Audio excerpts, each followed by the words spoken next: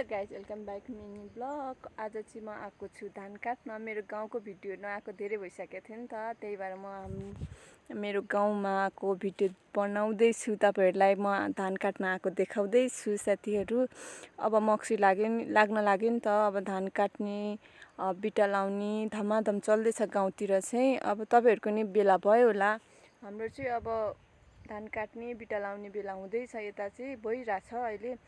अनि अब धेरै दिनको झरीपछि बल्ल बल्ल उग्रेर घाम लागेको छ नि त, अलिअलि भएको बाली त भित्राउनै पर्यो। त्यही भएर अहिले हामी धान काट्नुको लागि म धान काट्न आएको छु।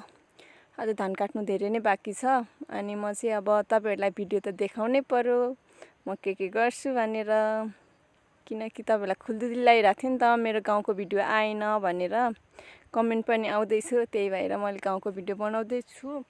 मेरो भिडियो लास्टसम्म हेर्नु होला। म धान काटेको सबै हाम्रो बारीको धान काटेको भिडियो बनाउँछु, तपाईहरुलाई देखाउँछु साथीहरू।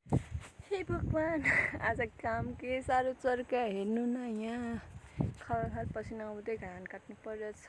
पानी आए पनि पिर, घाम लाए पनि पिर, गाह्रो छ साथीहरू। हेर्न सक्नुहुन्छ मैले चाहिँ धान काटेर बल्ल बल्ल यति बनाएँ, अझ काट्न बाँकी नै छ।